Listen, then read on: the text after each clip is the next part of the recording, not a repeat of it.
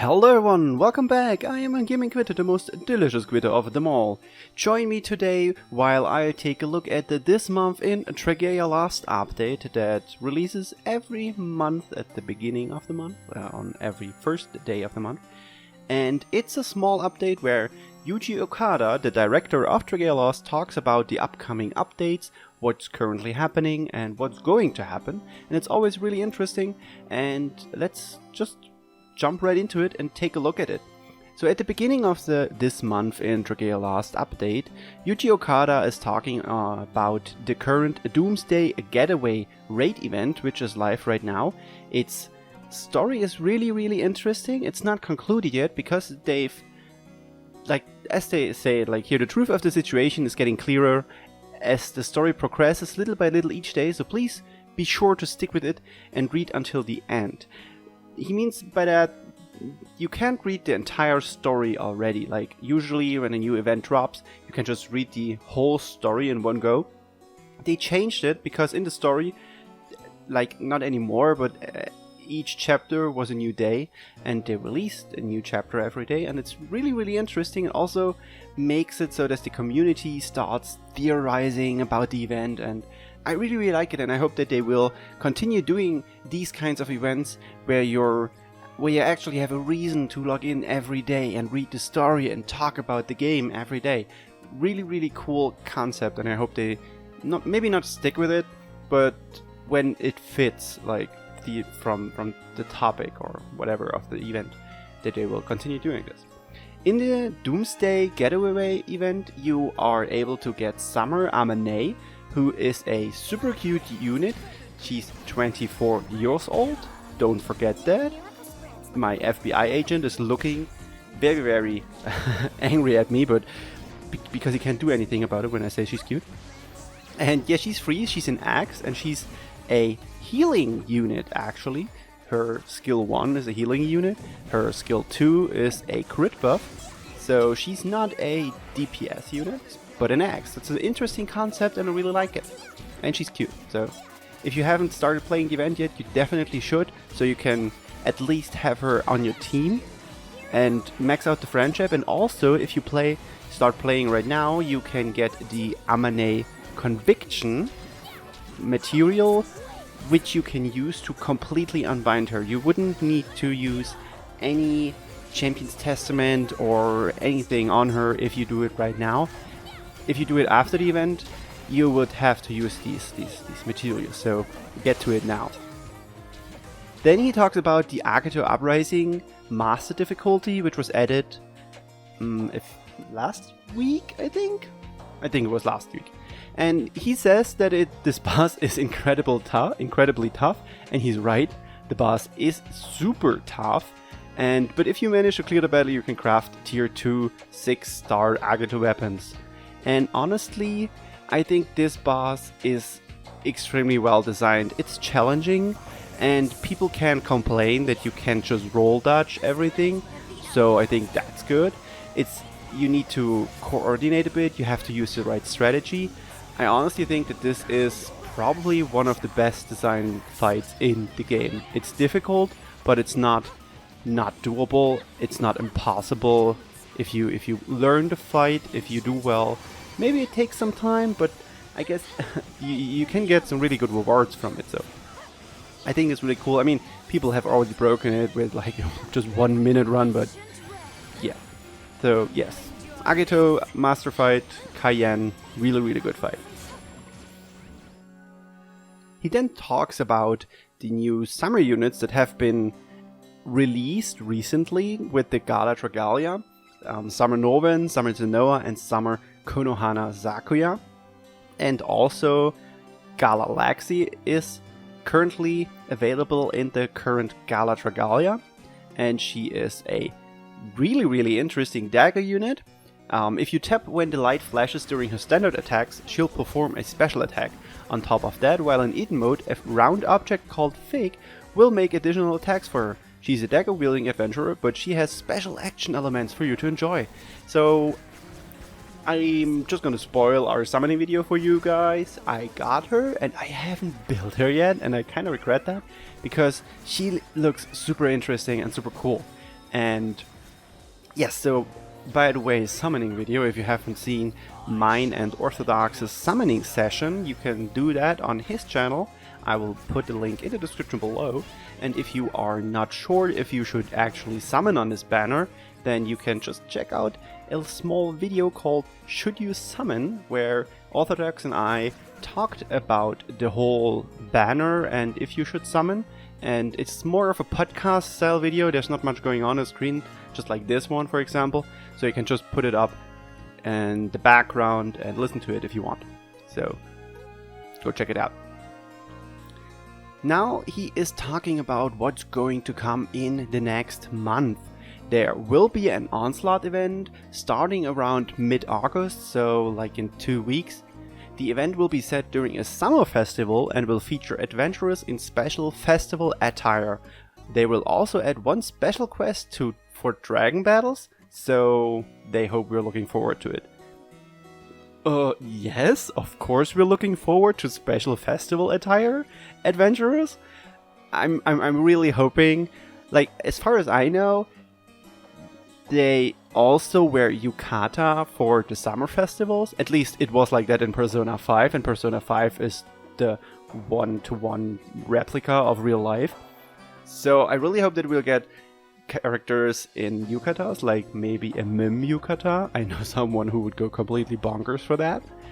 Or maybe Chelsea in a yukatas, because she wants to look really beautiful for Luca, and oh my god, please, Cygames, do that. And yes, the Onslaught event, you'll just going to slaughter some people. And they will also add a new dragon battle, apparently. And I really enjoyed that. You can just go ham with the dragons. They sadly fixed the bug where you could play as Delphi and just spam attack skills, but alright, that's okay. Late August they will revive the A Crescendo of Courage Facility event, which is a continuation of the Splash of Adventure raid event, which was revived in late July. So if you missed the Crescendo of Courage event last year, you can now replay it. It's a really cool event. There was also a really nice music video for that event, or it was an event of a video for Siren in general, I don't really remember. And you can see that on Nintendo Mobile's YouTube page with a really crazy song.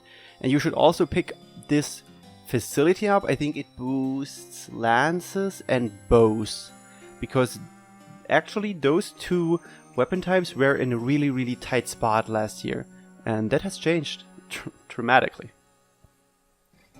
The most important thing for some people in this month Intrigalia update is the fact that they will introduce mana spirals for Hildegard and Julieta, two 5-star adventurers who have been in the game since it was released.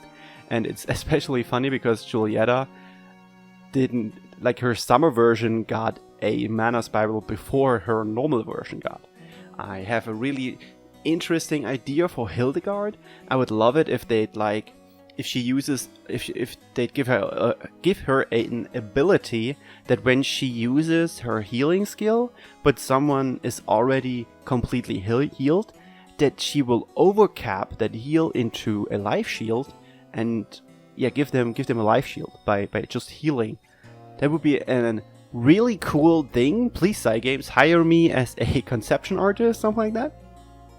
And I don't really know what they can do with Julieta. I think I have her, but I have never used her.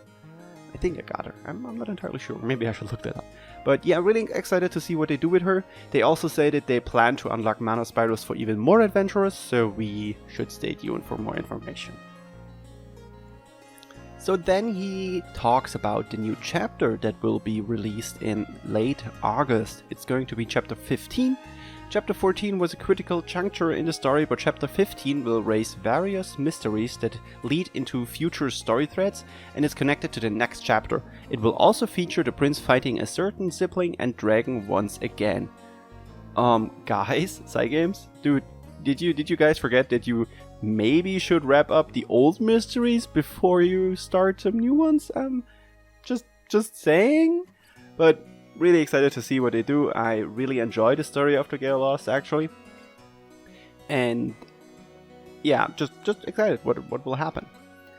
And after that, or maybe around the same time, they will release the Shadow Attuned boss Tartarus to the Agido Uprising. It's going to be the standard and expert difficulties, and he will transform during the expert difficulty battle, just like always, like in every Agito fight. And with this edition, they will have an Agito boss for all 5 elements. And I'm kind of hoping that they will maybe give us an Agito that will have doesn't have an element, but I'm not sure about balancing that. So because everyone would just probably bring shadow units, yeah. So that may or may not even be possible. He also talks about the Draconic Essences, who have been added in the July update. It was like a week ago. With that, you can upgrade 5-star dragons, and it's a really cool concept because that means you don't actually need to use your sunlight stones on every dragon that you get. And also it probably helps newer players that, as for example, do not have Galamars and want to build Prometheus. I have no reason to do that, but for example, I've started collecting Draconic Essences for Chthonius because I only have 1 copy of him, and now I can just collect these and start my way up until I have him completely max amount. This will take some time because you can only get a certain amount of essences every day, but eventually I will be able to do that. So they also plan to increase the number of dragons who can be unbound using Draconic Essences little by little over time, and they're also planning other uses for Draconic Essences in the future, and they will share more details in a future update. Maybe around Anniversary, I think. Because honestly, this kind of sounds like they were going to use the Draconic Essences for something like maybe upgrading dragons that are already max unbound. I think this is probably what they're going for, but we'll have to wait and see. We then have some, I wouldn't say news, but he talks about the Gala Dragalia remix, which happened back in July. It was a Gala Dragalia that didn't feature a new Gala unit, but featured new units in general. And it's pretty much like the Gala Dragalia, just with the difference that there's, I think, 1 or 2 Gala units in the banner. The rest aren't in the banner. They're not just not on Raid-Up, they're not even there at all. And I'm pretty sure that they will do this again this month, or why would he talk about it, so if they wouldn't do it, so. And then with the update at the end of August, this is interesting. We will be able to use multiple summon vouchers at the same time when performing single summons. Additionally, we will also be able to use the autoplay feature in defensive battles during the defensive events. This is cool. But the multiple summon voucher thing, you know, if there's an option that says stop at a 5-star unit, cool. Really, really cool. Like with the place and summons, like you can just select stop when you get the dragon. But if you can't do that and you're just throwing 10 singles at it, I would honestly rather continue using 1 single at a time. Because the whole point of using singles is increasing your pity rate. And if you just use 10 and, like, for example, at the 5th ticket you get a 5-star, you're using 5 more that you wouldn't maybe have needed to use, or then you will have to use 5 more, and then you don't know when you use those 5 at the same time, maybe the second one will give you a 5-star, and then you just have to start all over again. So I have to see how they implement this. Maybe I'll just continue doing it one by one, also because it's kind of more exciting. And he also talks about the anniversary that is going to happen next month. Dudes, like, Dragalia Lost is going to be 2 years old next month. That's crazy. There will be various promotional events, and they are also preparing an event that's related to the main campaign. So that kind of sounds like we will get a new event. I'm also looking forward to maybe having a rerun of the Fractured Future event, I think it was called. I usually don't reread the events because I know what happens and I'm not someone who rereads stuff, but I might actually reread this because it was really, really good. So they're also planning to add some new features, and they will share the information gradually starting in September. So next month is going to be awesome. Well, I'm so looking forward to this. Like, anniversary last year was hype, and I'm already really hyped for this year's anniversary.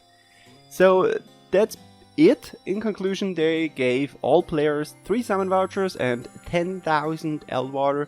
You've probably already picked this up.